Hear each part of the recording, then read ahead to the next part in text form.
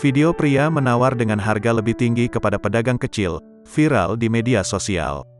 Kisah itu diunggah di akun TikTok @matpeci, Sabtu, tanggal 17 Juli tahun 2021. Video viral tersebut telah ditonton hingga 16,8 juta kali saat berita ini ditulis.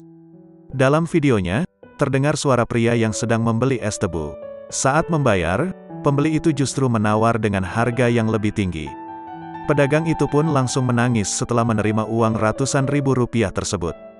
Kisah itu diunggah oleh Hilman Firmansyah, 44, asal Cikampek, Karawang, Jawa Barat. Pria yang akrab dipanggil Mat Peci ini membeli es tebu tersebut bersama kedua istrinya. Ia menyampaikan, satu gelas es tebu yang dibelinya seharga Rp5.000. Namun, dirinya sengaja menawar dan membayar Rp500.000 untuk satu gelas.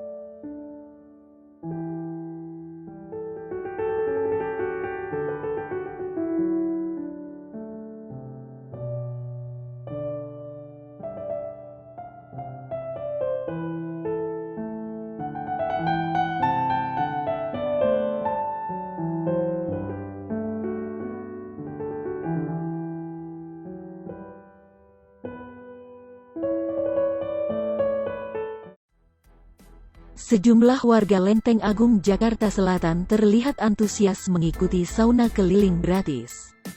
Para warga terlihat mengantre menunggu giliran bergantian melakukan sauna beraroma herbal dalam sebuah bilik.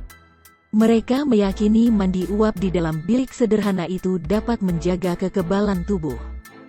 Tampak warga di RT 006 RW 001 Lenteng Agung bergantian masuk ke dalam bilik sauna gratis yang dibuat oleh ketua RT dan pemuda setempat.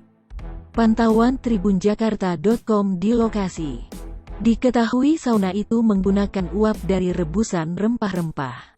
Kegiatan sauna di bilik sederhana ternyata bermula dari seorang anggota gugus tugas COVID-19 sekaligus sekretaris RW 001, Bibin.